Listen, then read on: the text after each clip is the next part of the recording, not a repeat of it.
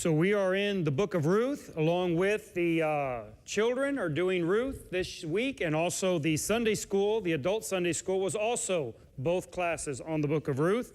And we're going to look at the book of Ruth as well today. So we're going to start in Ruth chapter 1, and we're going to read verses 16 and 17. I don't want anyone to get nervous or excited. Nobody's getting married today. I mean, usually that's when you hear these verses, right? Is at a wedding? And some of you are getting nervous, and others might be getting a little excited, hoping it's you. It's not you. No one's getting married. Ruth chapter 1, verses 16 and 17 says, "And Ruth said, Entreat me not to leave thee, or to return from following after thee. For whither thou goest, I will go, and where thou lodgest, I will lodge. Thy people shall be my people, and thy God my God. Where thou diest will I die, and there will I be buried.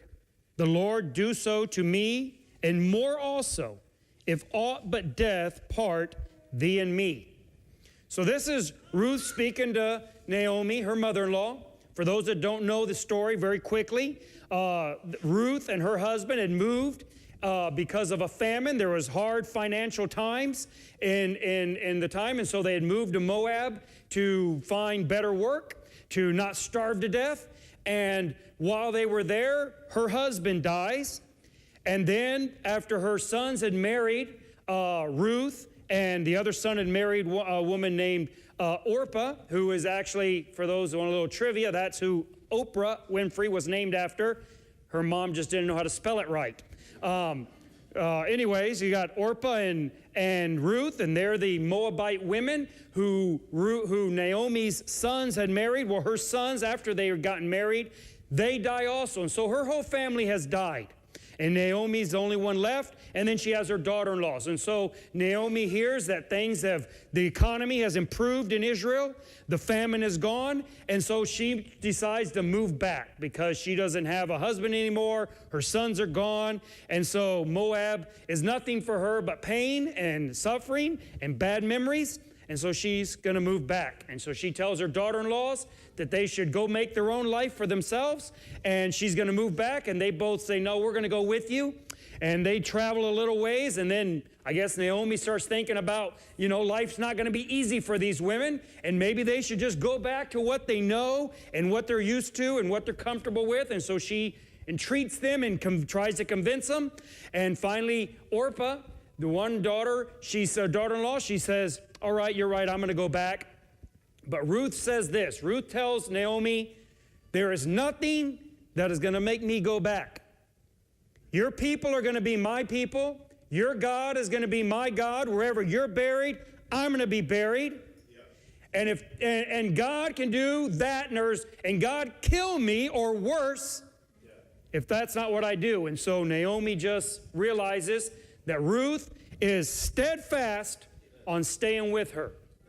And so they head back. And then that's the story that all of us heard today in the different classes of how Ruth goes back and everything that happens and how she meets Boaz in the field and how they get married. And then she becomes one of the ascendants of King David and in turn of Jesus Christ. Amazing story.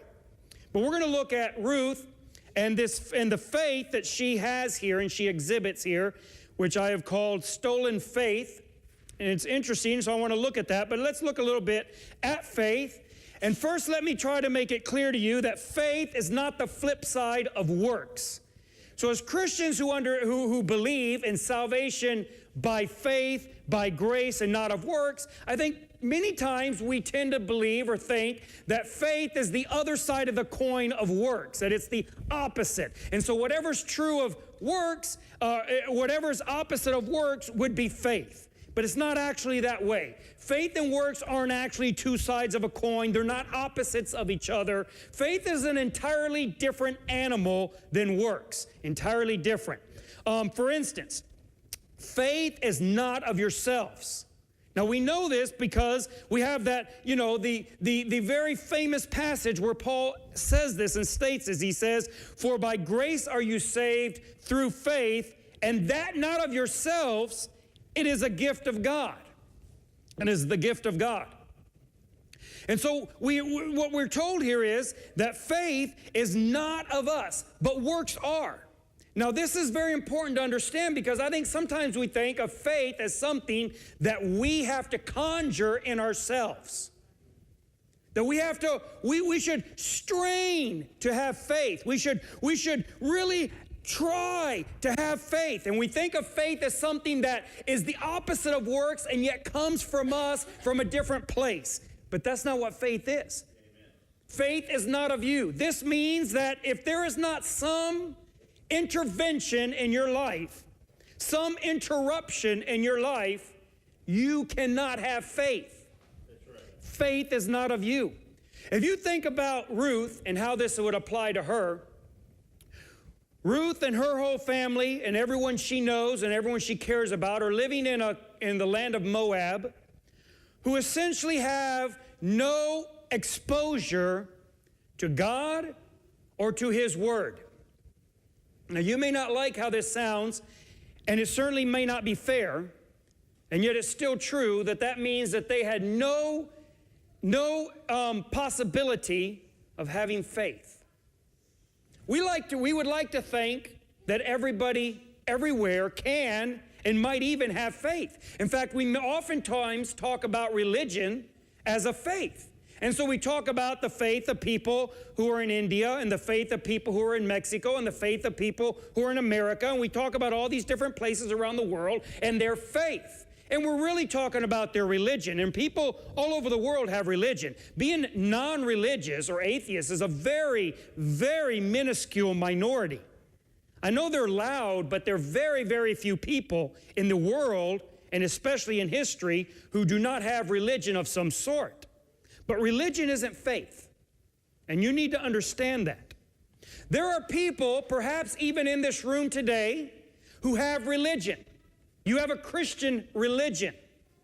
That means you have certain rituals that you do. For instance, you get up on Sunday morning, and you get dressed, and you go to church. That's a ritual. Now, there's nothing wrong with that. That's a good one. You should do it every Sunday.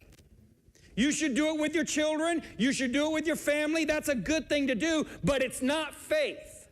That's right. It's very important to understand the distinction.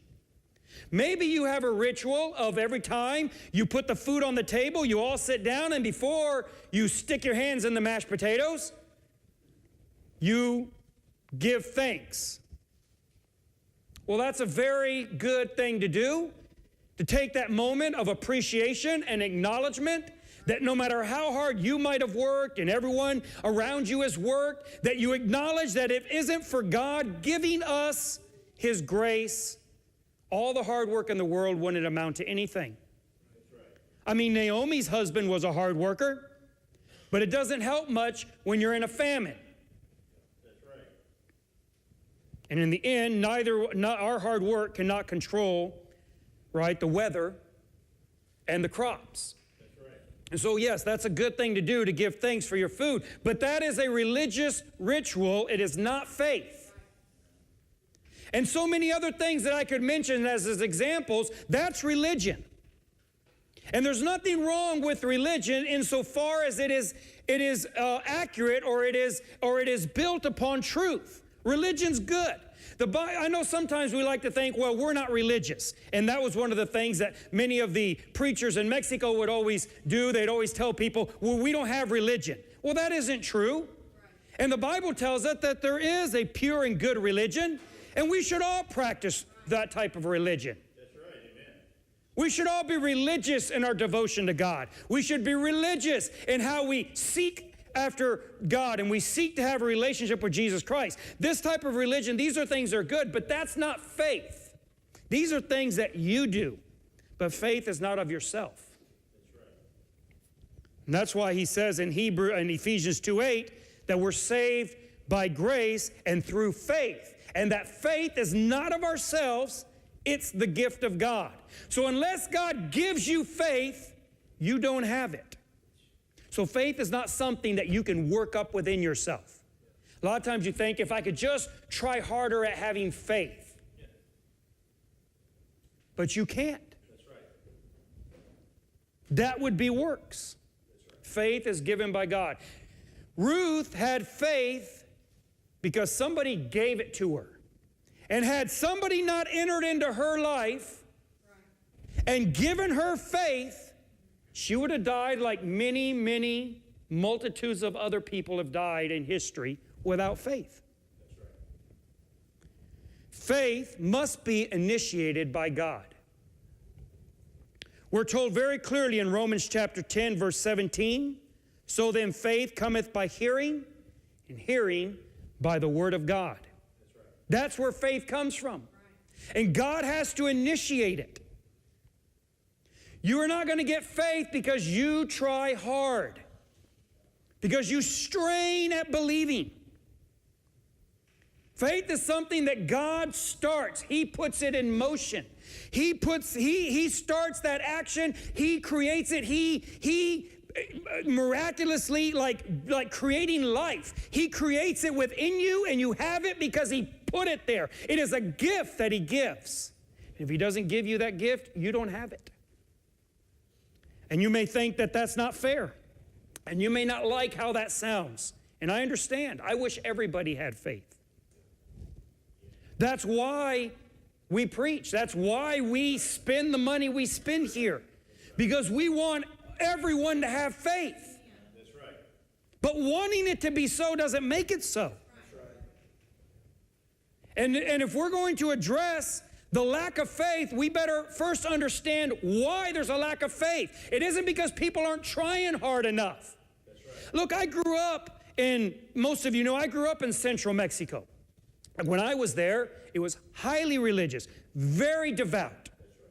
Those people tried hard. We used to go to a number of different cities on their pilgrimage days and pass out tracts. They would go to San Juan del Rio, San Juan de los Lagos, and they would go to the Basilica in Mexico City, and they would go to Zapopan, right outside of Guadalajara, a number of cities where they have these holy sites, and they'll have this little virgin there that people will walk to. Now, some people will go in a bus or in a car, and when they get to the outskirts of the town, they get out, and then they walk in from the outskirts of town, maybe 4, 5, or 6 miles or whatever, into this little chapel where they have this thing where they would then ask this virgin, this little statue, they'd ask this virgin or this little statue to do some miracle for them. Maybe it's heal their father. It might be give their son a job who's been unemployed, whatever it is. They have a burden, and so they're doing this pilgrimage as a way of working up and demonstrating their faith so that the virgin will concede their request. But other people would walk from their home.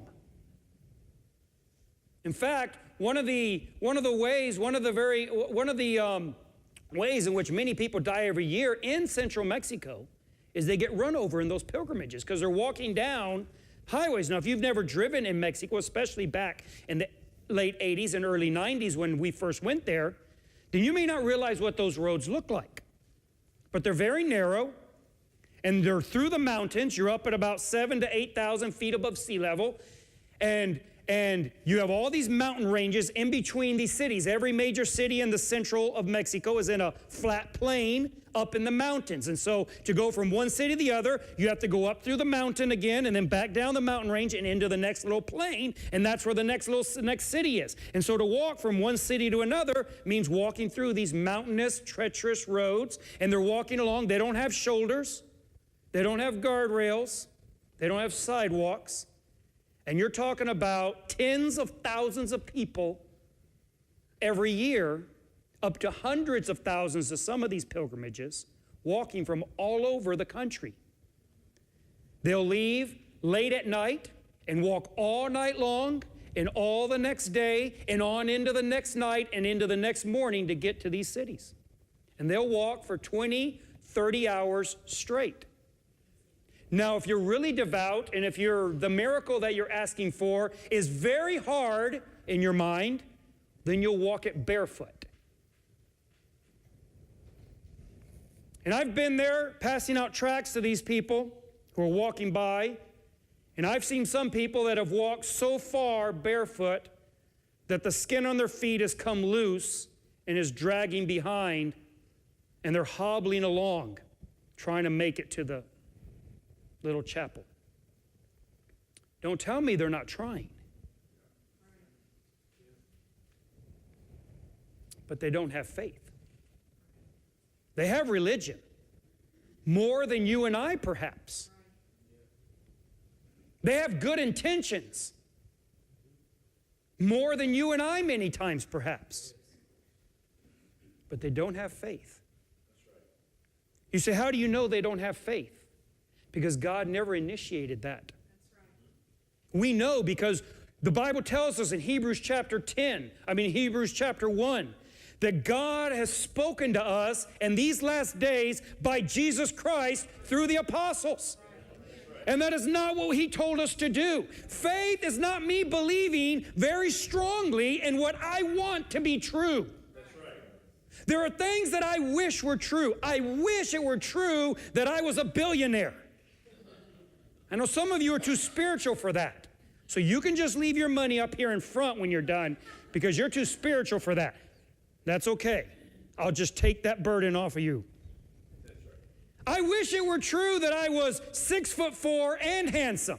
I just have to put up with just being handsome. There's so many things that I wish were true. It doesn't make them true.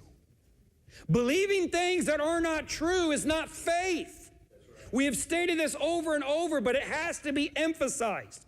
If you believe something that isn't true, the more you believe it, the more ridiculous it is. Not the less ridiculous it is. Many times we think that if we believe something that is not true, then what we need to do is we need to believe it harder. And that'll make it true. But no, it only makes it ridiculous. Faith is believing what God says. It has to be initiated. It says faith cometh by hearing, and hearing by the word of God. That is why it is so important that when we believe something, that what we believe, we can show it in the Bible. We can say, look, we believe this because it says it. Not because I imagined it. Not because I want it to be so, but because it says it. And that means I have to believe things that I don't like. If you're not aware that there are things in the Bible that are very hard to believe, it's because you haven't read it. Yeah, that's a fact. When you read the Bible, you'll find out there are many things there that you're expected to believe that are very difficult to believe, very difficult to accept. The fact that God would say that everyone who has not heard him doesn't have faith, that's hard. That's a hard word. You imagine in the time of Ruth, where you have one small nation, the nation of Israel, they're the only ones that have the word of God. The only ones. Everywhere else in the world, they don't have a clue. They've never heard of any of it. God has not sent them prophets. He has not written his word down in a book in their language. Right. And you say they don't have faith. And they don't. So faith must be initiated by God, but faith must be communicated by others. That's what we saw in Romans. Faith cometh by hearing.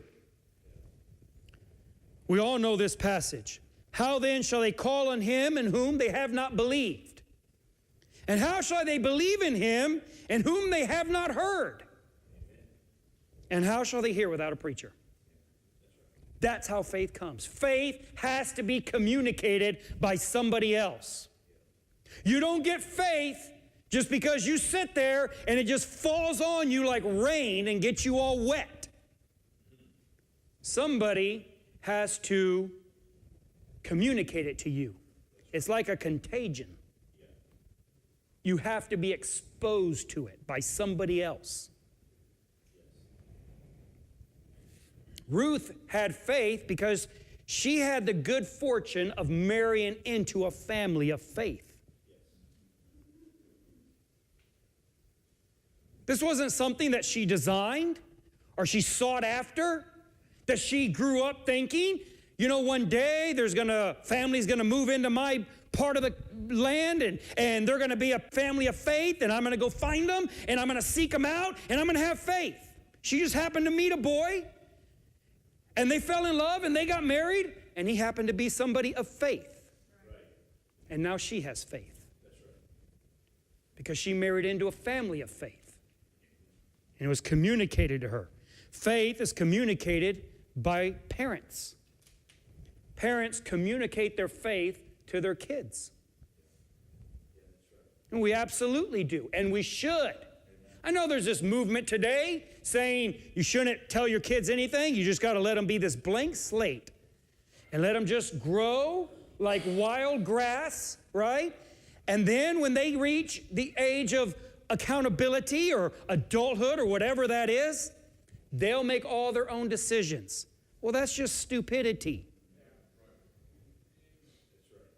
And no one actually really believes that. I've never met anyone who really, because you wouldn't even dress them if you really believed that. Yeah, that's right. I mean, that's always my problem with all these kind of ideas, is that I always look at them and say, well, let's take these things then, let's really apply them, right? Well, if I really believed that, I wouldn't speak to them. I wouldn't even say a word to them, because that is imposing my language on them. Right. Let them discover their own language when they're 18. I mean, even if you really were raised by wolves, right? They would also give you their value system. That's right. That's right. You go, oh!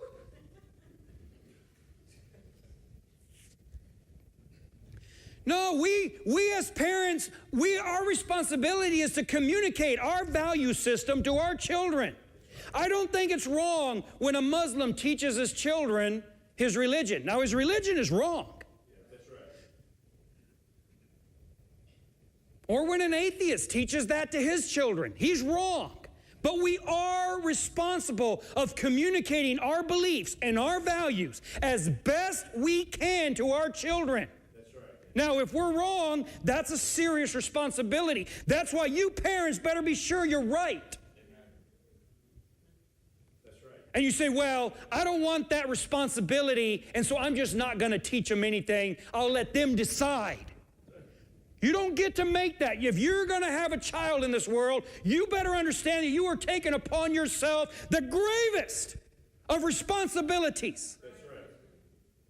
And there is no way to wash your hands of it and say, oh, I don't want that. That's way too much pressure for me.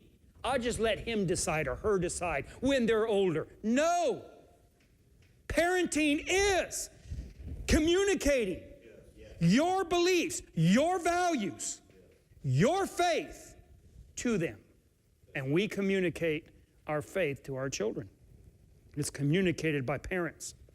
In the case of Ruth, it's communicated by spouses. That's right. That's why the Bible tells women who are married to men who are not believers to not depart from them. That's right. Because there is this chance, there's a very good chance that you will communicate your faith to your husband or your wife who is an unbeliever if you'll just be a good testimony. That's right. Now, I'll tell you right now, that does not mean you should preach to your wife or to your husband. That's right. Try to get them to come here and we'll preach to them. But you don't preach to them. Yeah, that's right. You just communicate non-verbally. Right.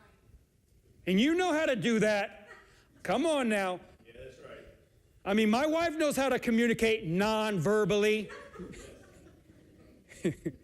We got pictures of her yesterday communicating.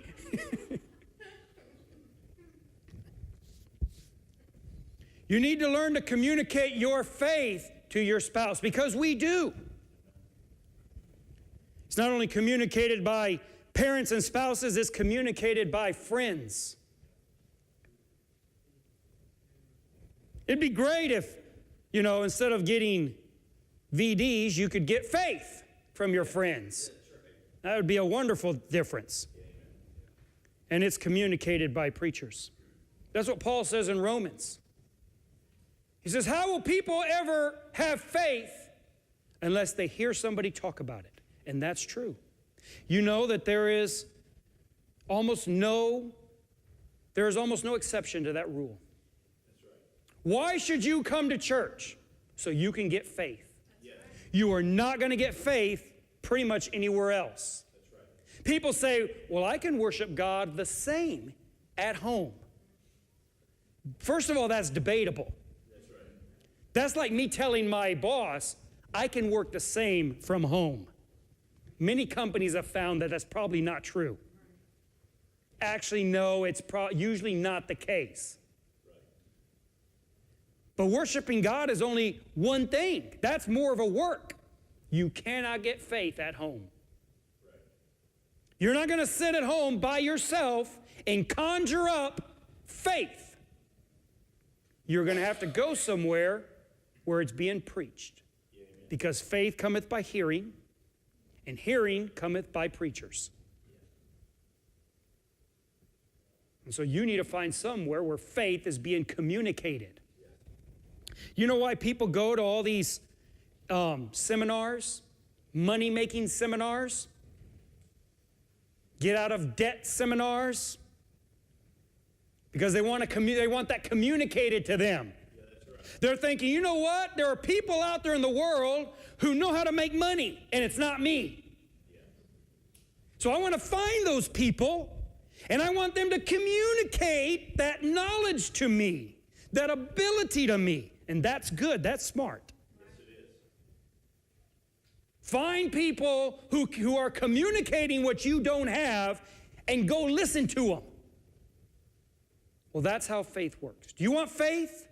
You need to find someone who's communicating faith. Amen. Faith is communicated by preachers. In Acts 16:31, Paul told the Philippian jailer, believe on the Lord Jesus Christ, and thou shalt be saved, and thy house. Amen.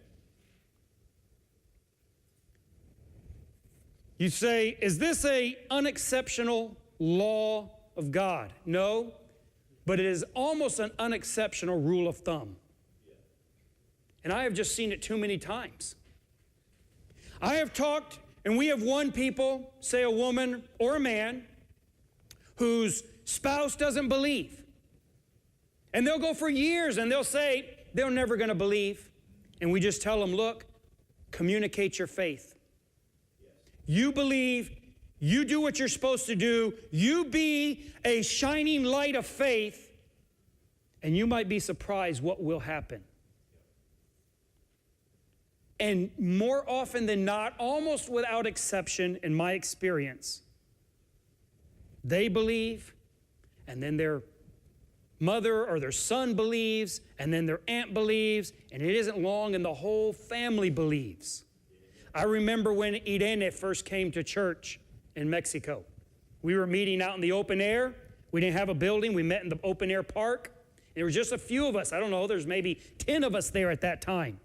And her son had come through and heard us preaching and got excited and told her about it, and she was very upset, and she was going to come find those people who were corrupting her son and tell them what she thought. And here she came with her whole brood of family, pulling them like, you know how Irene is? Boy, and she came with determination. And she got interested that day, and she asked us to start giving her Bible studies. And we started going to her house, and it wasn't long. And not only did her son believe, but her other son believed, and she believed, and her sister, and her nephews, and her nieces, and the whole family believes. Because faith is something that is communicated. Amen. But you can't get it any other way. That's right. But here's what we fear. We fear that our faith, because it's communicated to us by our parents, by our spouses, by our friends, by preachers, by churches, we start to fear maybe it's not our own. Maybe the faith that we have isn't real. Maybe we were just brainwashed. Maybe we were taught this from the time we were real little, like a lot of other things that we were taught, and then you get older and you realize, you know what? Not everything that my dad and mom told me is right. And maybe my faith isn't real. Maybe I just have been pretending to have faith. And that is look, I've been there. This is a legitimate concern. I remember, look, I got saved very young. I actually got saved in a Halloween party, for those that don't know. The church that I went to in Michigan held a Halloween party in the church. And I went there for the Halloween party and bobbing for apples and stuff we did. And Sunday school teacher announced to all the little kids that they had invited to this party. She said, I want to explain the gospel. If anyone is interested, we're going to go into this little Sunday school room and I'm going to talk about the gospel.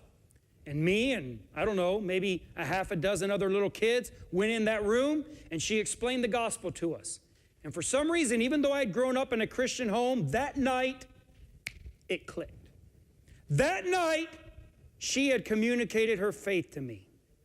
I understood. And I went home, and in a little farmhouse in Michigan, my room was up on the second floor. And I went home, and I got down on my knees next to my bed, and I asked Jesus Christ to save me. It's one of the few things I remember from that age, almost the only thing I remember. Then we moved to Mexico a couple years later. My dad decided to be a missionary, and we moved to Mexico. And it wasn't long after we got to Mexico, I started having all kinds of doubts. Thinking, maybe I'm not saved. I mean, how much can a little boy that age know and understand? And maybe I just said what I thought was expected for me to say. And maybe I'm just believing what everyone around me is believing, and it's just being caught up with that. Maybe I didn't pray right. Maybe I didn't confess all my sins. And so then I started getting saved daily. So if people ask me how I know I'm saved because I've been saved thousands of times. Thousands of times. So I know it's for real. You know what was interesting was the more I got saved, the less saved I felt. And that went on for like a month. Just constant inner turmoil and doubt. Well, maybe if I pray it this way, it'll be this, okay, this is the real time. I'm going to get saved this time, and this is going to be this is the right. And then I'd pray, and then I forgot to say in Jesus' name. Okay, one more time. This is it. This will do it. And after about a month of that, I finally, for some reason, realized this is stupid. I know what I believed. I know what I read. I know what the verses say. And they're very clear and they're very simple. If you'll confess with your mouth and believe in your heart that God raised Jesus from the dead, you will be saved. And that's what I did way back there in that little farmhouse next to my bed, and I'm saved. So I understand doubt. And I understand to think, well, since it really wasn't mine, faith wasn't me, I didn't conjure it, I didn't invent it, I didn't create it, somebody just gave it to me, how can I know? How can I be sure? So our fear is that without that innovation, then we're just a cheap imitation.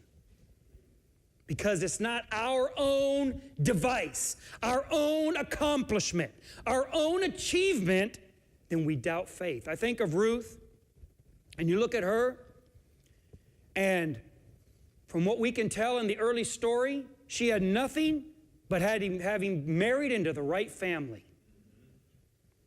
She didn't achieve anything. She had not conjured anything up in herself.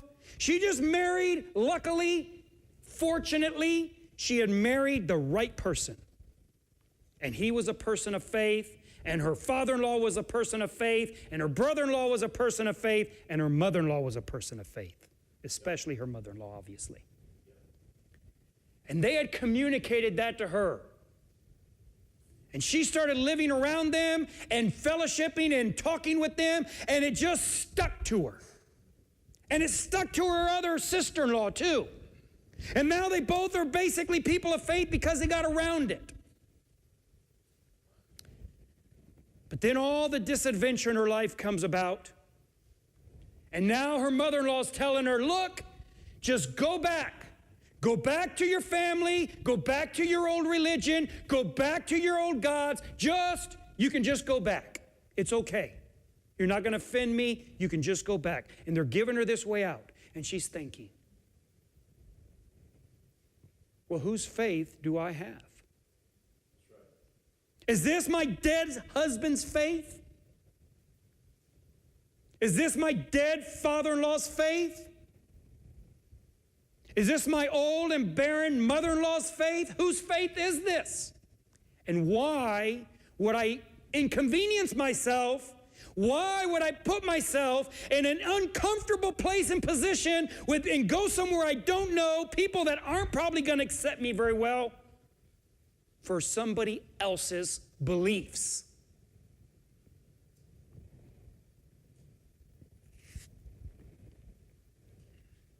The answer is that we must make faith our own.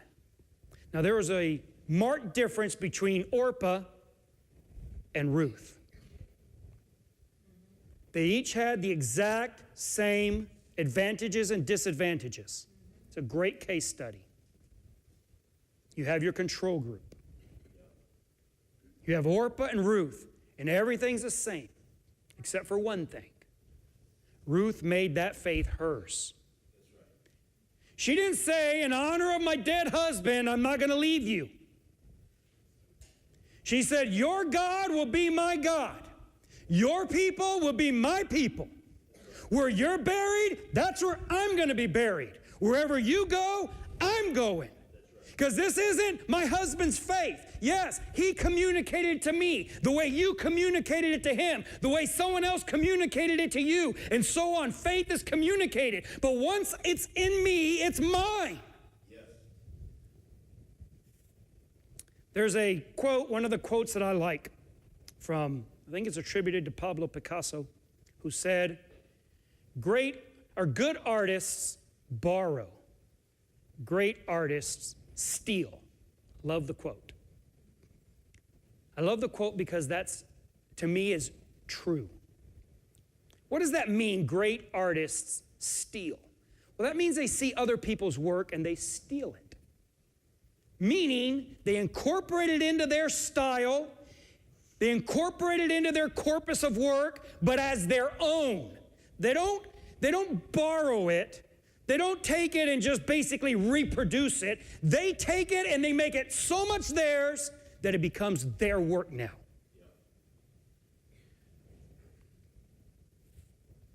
Faith has to be stolen. You have to take it from somebody else and make it yours. You're not going to get it any other way. You may not like the idea of your faith coming from other people, but there is no other way to get it. It must be communicated. Faith is like knowledge in that way.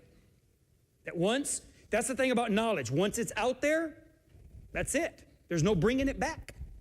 Can't reel it back in. Other people hear that knowledge, and what took you a lifetime to figure out, they know it immediately because it was communicated to them. That's faith.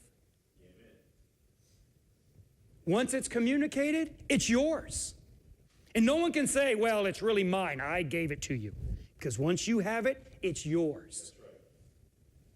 You must make faith your own. We have an example of that in the New Testament. Speaking of the Bereans, it says they were more noble than those in Thessalonica, in that they received the word with all readiness of mind and searched the scriptures daily whether those things were so. They were making faith theirs. True, somebody had to give it to them, but once it was communicated to them, they then made it theirs. That's right. And so we find that faith received is faith achieved. How can you have your own faith? You have to receive it first, but then you have to make it yours. We're going to look at one more passage. This is the woman at the well. And Jesus and the Samaritans have come down and they've met Jesus, who she told them about.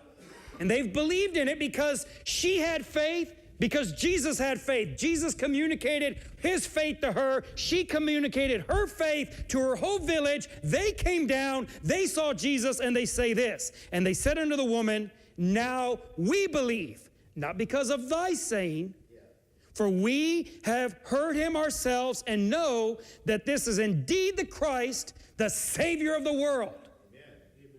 They made it their own. You're here today, and I want to try to communicate my faith to you. I know what I believed. I understood the message of the gospel. I believed it, and it changed my life. And it will change your life. If you'll allow me to communicate it to you, it will change your life. Yes, that's right. But you will have to make it your own. You can't just hear it and let it wash over you and then walk away. You must hear it to receive it. But then you have to make it your own. When we look at the story of Ruth, and especially starting out in her life at the beginning of that story, we see somebody who, against all odds, and with incredible disadvantages, rose up out of obscurity of superstition and took faith that was found in the least likely of places and possessed it herself. Yeah, that's right. And when we find who the strong voice of faith is in the book of Ruth, it's not the husband, it's not the sons, and it's not even Naomi. It's this Moabite woman with no advantages, who she heard somebody with faith, and it communicated to her. She saw the value in it, and she made it her own. And it changed her life. If you're here today and you think, I see something different here, I hope you do. I hope you do. You're here today and you say, I see something different here. What should I do with that? And that's what you're thinking. Well, you should consider it very carefully. You should see if it resonates within you and if it is consistent with what you know about the Scriptures. And if it is, you should unabashedly, with no shame, take it and make it yours. Amen. Faith does us no good hid under a bushel. That's right.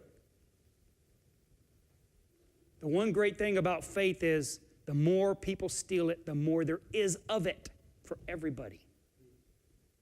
Make faith your own.